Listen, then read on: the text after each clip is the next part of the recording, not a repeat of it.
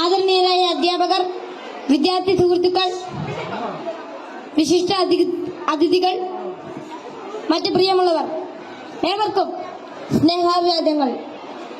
മാനവ ചരിത്രത്തിൽ ഇന്നുവരെ നേരിട്ടിട്ടുള്ള എല്ലാ ദുരന്തങ്ങളെക്കാളും ഭയാനകവും പ്രകൃതിശേഷിയേറിയതും നാശകരവും പ്രത്യാഘാതം ദീർഘകാലത്തേക്ക് നിലനിൽക്കുന്നതുമായ ഒരു മഹാവിപത്താണ് ലഹരിയുടെ ഉപയോഗം.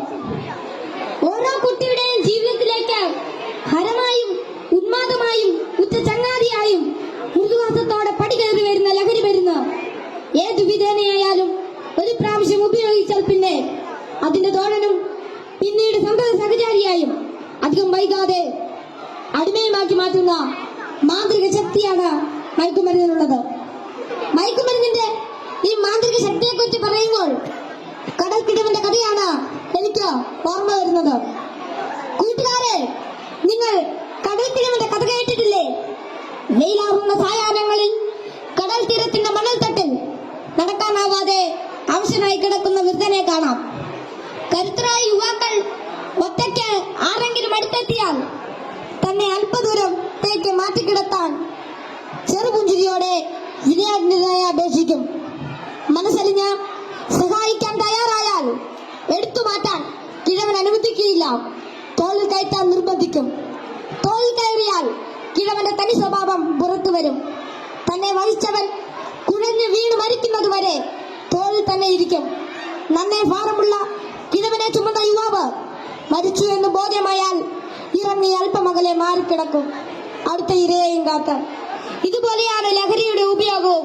ഒരു പ്രാവശ്യം രുചിച്ചു നോക്കിയാൽ പിന്നെ രക്ഷപ്പെടൽ അസാധ്യം എന്നല്ല, എന്നാലും വലിയ പ്രയാസം തന്നെ. മയക്കുമരുന്ന് ഉപയോഗിച്ചു തുടങ്ങാൻ പ്രേരകമാകുന്ന ഘടകങ്ങൾ പലർക്കും പലതാണെങ്കിലും പരിണിതഫലം എല്ലാവരിലും ഏതാണ്ട് ഒന്ന് തന്നെയാണെന്ന് പറയാം. ഉപയോഗിച്ചു തുടങ്ങുമ്പോഴുള്ള രസവും കൗതുകവുമെല്ലാം മാനസിക സംഘർഷങ്ങൾക്കും ശാരീരിക പ്രശ്നങ്ങൾക്കും വഴിമാറും. പിന്നീട് ഇതില്ലാതെ ജീവിക്കാൻ കഴിയില്ലെന്ന സ്ഥിതി വരുന്നു. ലഹരിക്കാംശമായ പണം കണ്ടെത്തുന്നത് പ്രയാസമായി തീരും. അപ്പോൾ അതിനായി കുറുക്കുവഴികൾ തേടുന്നു. അങ്ങനെ അധാർമിക ജീവിതത്തിനും കുറ്റകൃത്യങ്ങൾക്കും പ്രേരിപ്പിക്കപ്പെടുകയും കുടുംബത്തിനും സമൂഹത്തിനും നിയമപാലകർക്കും തലവേദനയായി മാറുന്നു. ഇതിന്റെ എല്ലാം ബാക്കി പത്രം എന്ന് പറയുന്നത് നിരാശ, ഏകാന്തത, മാനസിക പിരിമുറുക്കം, ശാരീരിക പ്രശ്നങ്ങൾ, മാനസിക വിഭ്രാന്തി എന്നിവയാണ്. ഈ പ്രശ്നങ്ങൾ ഇവരെ നിഷ്ക്രിയരും നിർജീവനുമാക്കി തീർക്കുന്നു. അങ്ങനെ കുടുംബത്തിന്റെയും സമൂഹത്തിന്റെയും നട്ടെല്ലാകേണ്ട ഇവർ വീടിനും വീട്ടുകാർക്കും നാടിനും തന്നെ ബാധ്യതയായി തീരുന്നു. ലഹരി ഒരു മഹാവിപത്താണ്, സമൂഹത്തെ കാർന്നു തിന്നുന്ന മഹാവ്യാധി. ഇത് ബാധിക്കുന്നതാകട്ടെ നാടിന്റെ സമ്പത്തും രാഷ്ട്രത്തിന്റെ അടിത്തറയും നട്ടെല്ലുമായ കൗമാരത്തെയും യൗവനത്തെയും. കുപ്പിയിൽ നിന്ന് തുറന്നുവിട്ട ഭൂതം പോലെ നമ്മെ ഒന്നോടെ വിഴുങ്ങുവാൻ വായ്പിളർ നല്ലറിയാൻ തടുക്കുന്ന ഈ ദുർഭൂതത്തെ നമുക്ക് ഒറ്റക്കെട്ടായി നേരിടാം.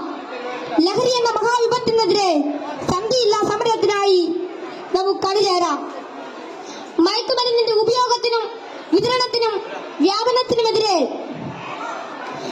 കൈയോട് കൈകോർത്ത് നമ്മെ തന്നെ കാത്തും കൂട്ടുകാരുടെ കാവലാളായും ലഹരിക്കടിമപ്പെട്ടു പോയവരെ ചേർത്ത് പിടിച്ചും ലഹരി വിമുക്ത നാളേക്കായി ഐക്യദാർഢ്യത്തിന്റെ ഉരുക്കുകോട്ട തീർത്ത് മുന്നേറാം.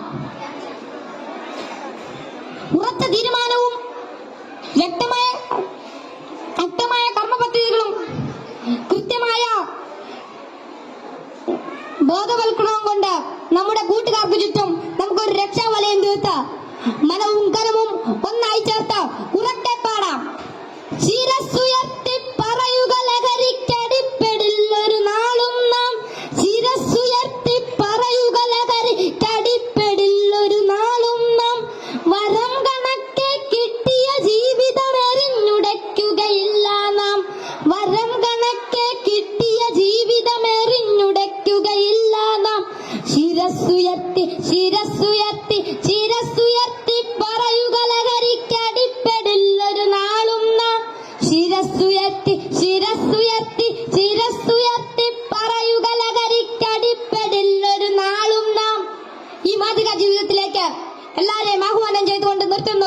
നന്ദി, നമസ്കാരം. Thank you all.